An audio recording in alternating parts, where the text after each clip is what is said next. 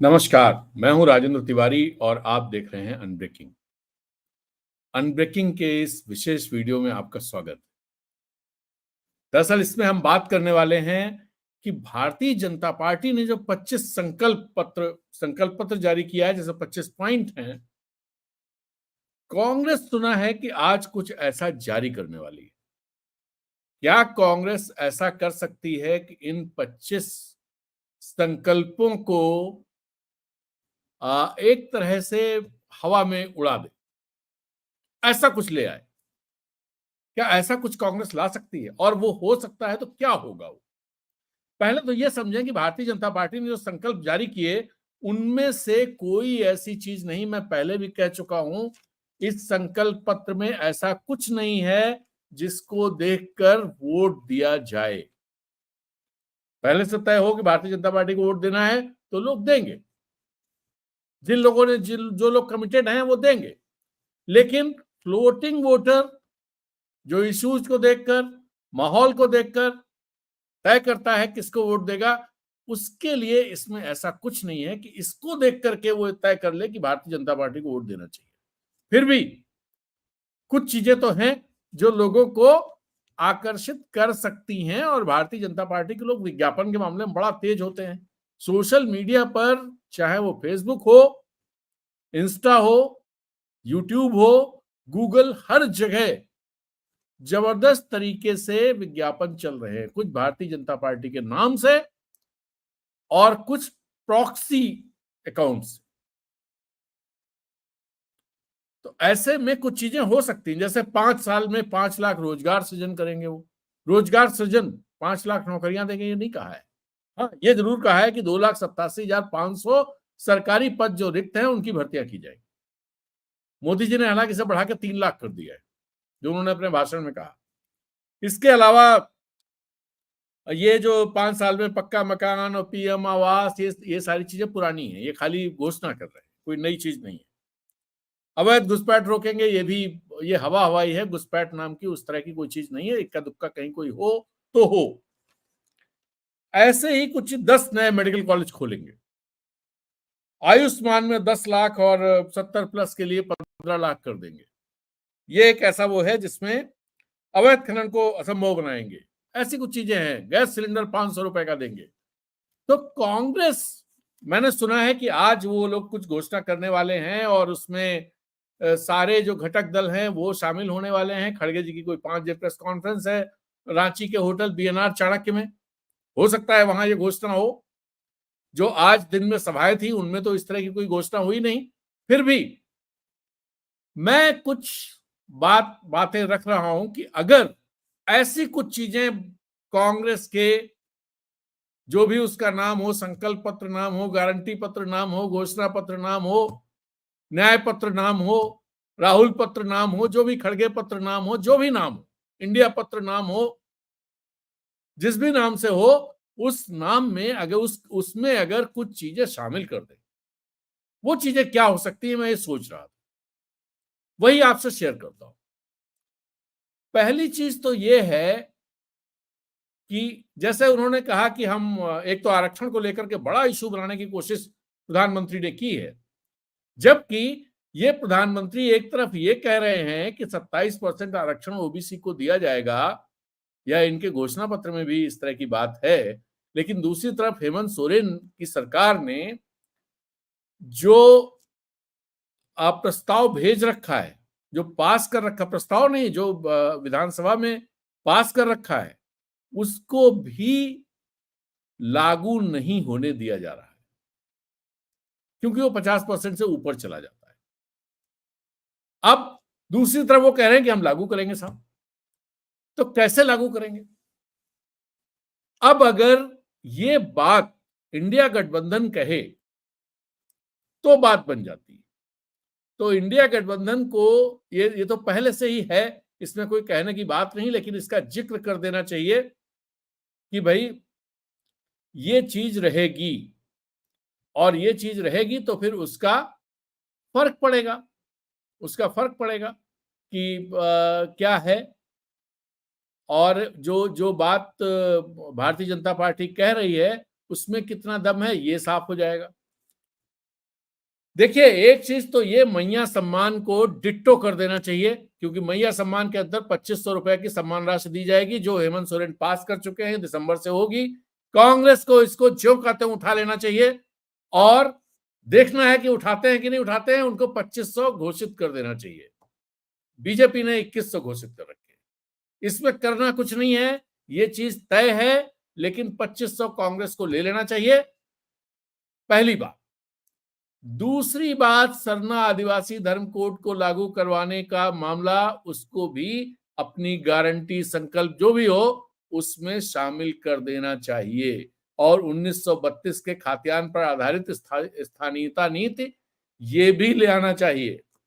और क्षेत्रीय भाषा संस्कृत सब लोग कहते हैं, कांग्रेस भी कहती रही है, हेमंत सोरेन भी कहते हैं, सारे लोग कहते हैं, इसको भी। तो नंबर 1 मैया सम्मान, नंबर 2 32 के खाद्यान्न पर आधारित स्थानीयता नीति,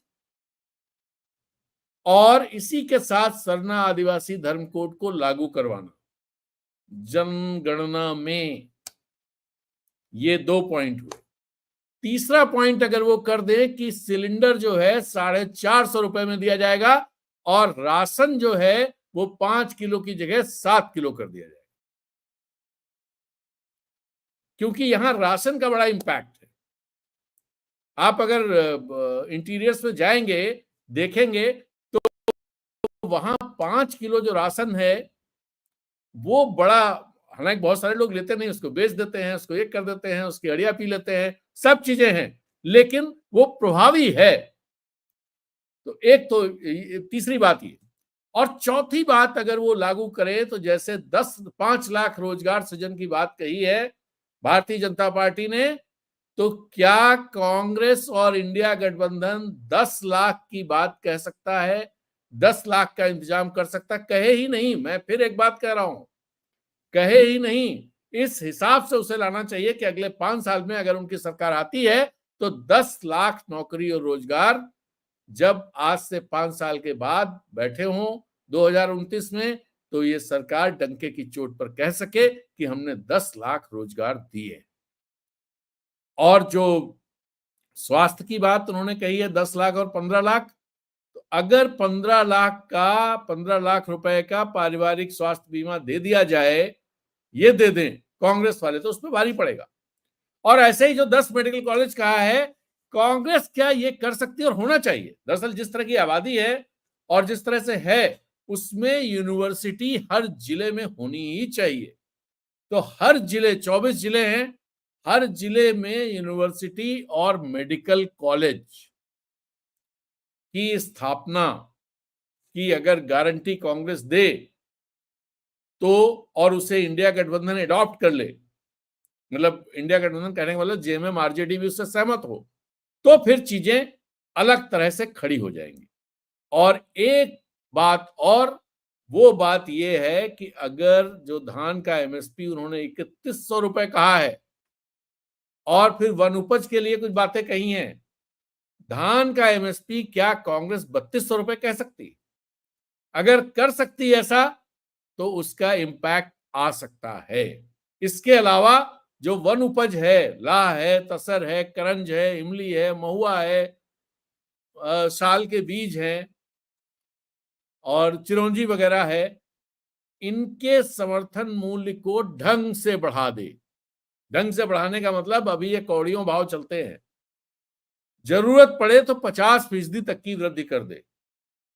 अगर इन बातों को कांग्रेस ले आती है आज, तो आप मान करके चलिए कि भारतीय जनता पार्टी के जो 25 संकल्प हैं, वो 25 संकल्प बिल्कुल गड़बड़ा जाएंगे, बिल्कुल गड़बड़ा जाएंगे। और चर्चा कांग्रेस और इंडिया गठबंधन के इस संकल्प कहें, जो भी कहें आप, घोषणा पत्र कहें, गारंटी पत्र कहें, राहुल पत्र कहें, खड़गे पत्र कहें, जो भी कहें वो रहेगा। इवन हेमंत पत्र कह सकते हैं। हाँ, इसमें एक बात करनी पड़ेगी कि हेमंत सोरेन, मतलब जेएमएम, कांग्रेस, आरजेडी, माले, सारे लोग इसको ओन करें, इस सहमति के साथ करें और सारे लोग इसकी बात करना शुरू कर दें। हर कैंडिडेट इसकी बात करे, सोशल मीडिया पर फ्लड कर दें। डिजिटल जो वेबसाइट्स देखी जाती हैं उन पे फ्लडेड हो गूगल,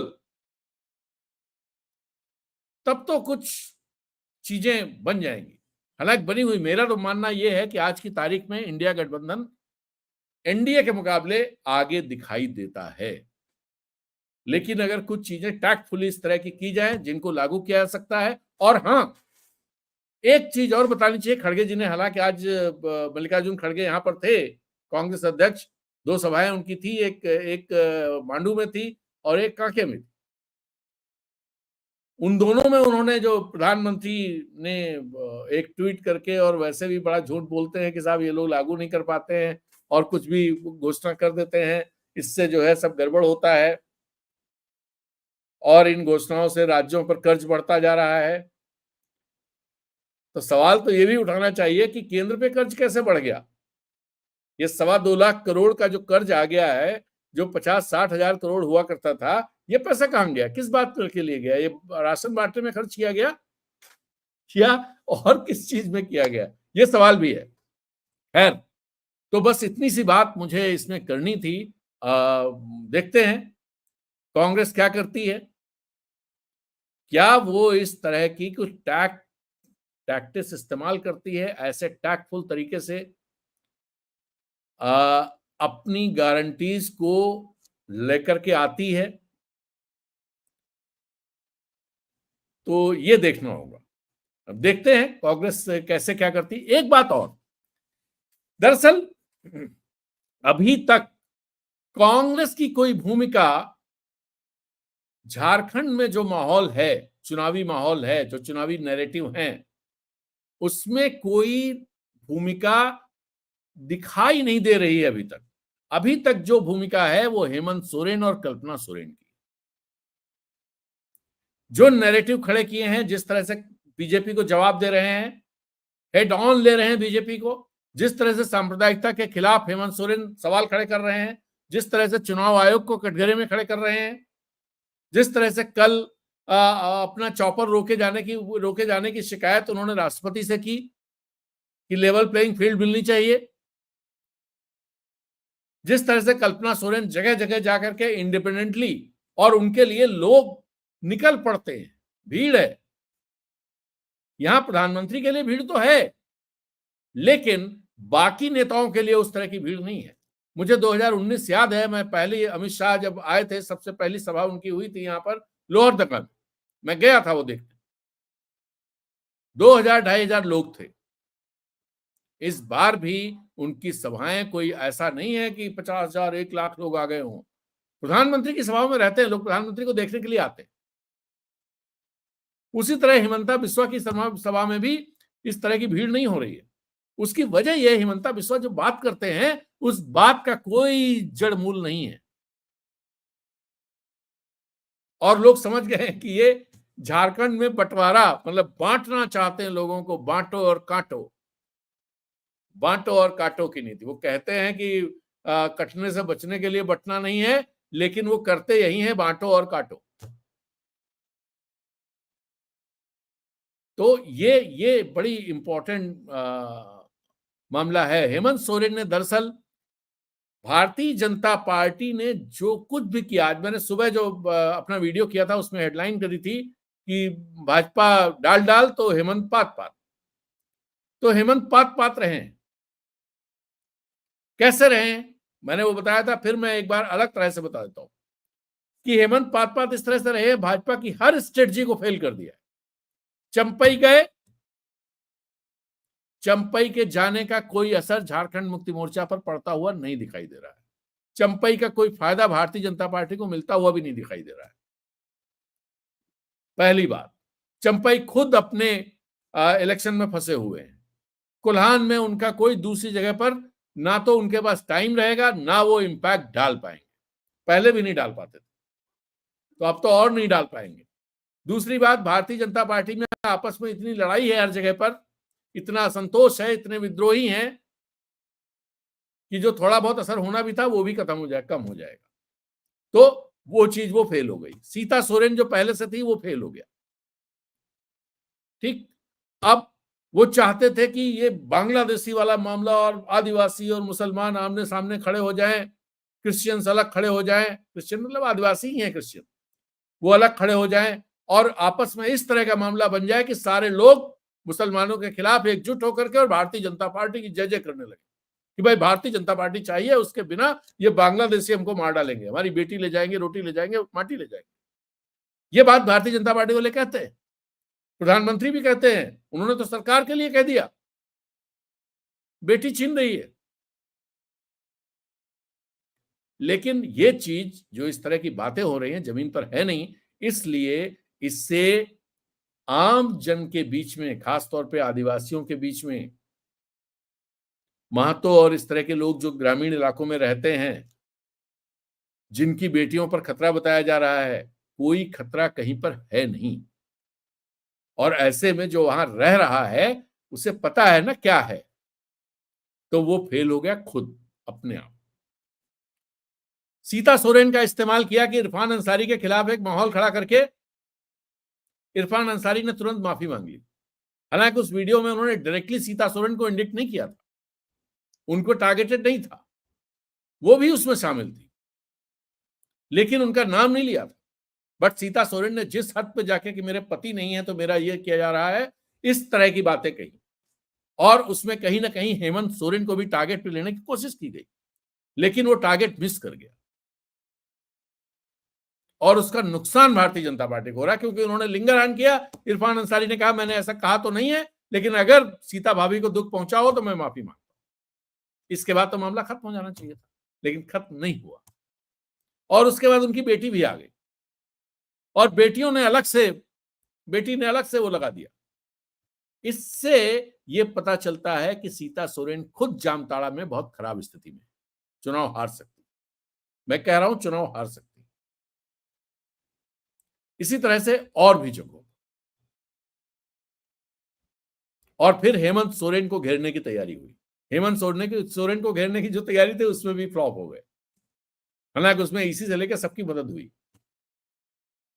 तो और जब वो ये कहने लगे परिवारवाद में फ्लॉप हो गए, क्योंकि परिवार आपके यहां ज्यादा है। आप बांग्लादेशी की बात करते हैं, हेमंत ने सवाल उठा दिया कि भाई आपने एनआरसी किया है ना असम में, तो उसका नतीजे बताइए, कितने बांग्लादेशियों को पकड़ा है, कितने को डिपोर्ट किया है। तो वो हिमंता बिस्वा शर्मा बता नहीं पा रहे हैं। घुसपैठियों के सवाल पर उन्होंने केंद्रीय गृह मंत्री को घेरे में ले लिया है, और ये सवाल सबके दिमाग में उठता है कि जब झारखंड की सीमा बांग्लादेश से नहीं मिलती है तो घुसपैठ के लिए यहाँ की सरकार कैसे जिम्मेदार। और वैसे भी सीमा मिलती भी हो, जिन राज्यों की मिलती भी है, वहां भी सीमा पर बीएसएफ की जिम्मेदारी होती है घुसपैठ रोकना, ना कि पुलिस की। लेकिन यहां गृह मंत्री खुद कह रहे हैं कि साहब ये घुसपैठियों को बढ़ावा दे रहे हैं, घुसपैठ करा रहे हैं, घुसपैठिए इनके वोटर हो गए। तो यहां भी हेमंत ने उनको कटघरे में खड़ा कर दिया, सवाल पूछ दिया। 1,36,000 करोड़ का भी मामला जिसका जवाब भारतीय जनता पार्टी नहीं दे रही है, उस इशू को बिल्कुल टच ही नहीं कर रही है। और ऐसे कई चीजें हैं जिस पर हेमंत ने उनके जो भारतीय जनता पार्टी ने मूव चला, उससे पहले या उससे ज्यादा बेहतरीन मूव जवाब में हेमंत ने चल दिया। तो ये अपने में, अब अगर कांग्रेस आज से वो सीन में दिखाई दे रही, खड़गे जी आ जाए, सचिन पायलट जमशेदपुर में थे, 8 तारीख को राहुल गांधी आने वाले हैं, खड़गे जी फिर आएंगे, राहुल गांधी फिर आएंगे, सुना है प्रियंका गांधी भी आने वाली हैं, और भी लीडर्स जो हैं वो शायद आए। अगर ये लोग आते हैं तो इनका सबसे बड़ा काम ये है कि हेमंत ने जो नैरेटिव खड़ा किया, जो माहौल खड़ा किया है, उसमें ऐड कर दे। और आज ये मौका है जब वो अपना घोषणा पत्र जारी करने के जा रहे हैं। क्या वो घोषणा पत्र इस तरह का होगा और उस घोषणा पत्र से ऐसा बज क्रिएट होगा जो झारखंड में इनके 25 संकल्पों वाले संकल्प पत्र को पर भारी पड़ जाएगा? क्या ऐसा कर सकते हैं 25 पर 5 भारी पड़ जाए, 5 ऐसा गारंटीज दे दे?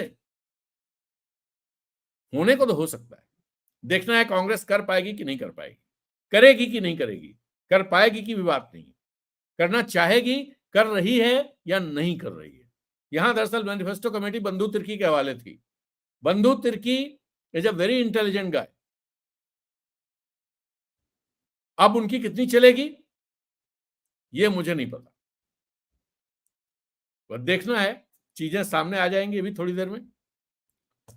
तो चलिए, इस वीडियो में इतनी ही बात, फिर मिलते हैं, बात करते हैं।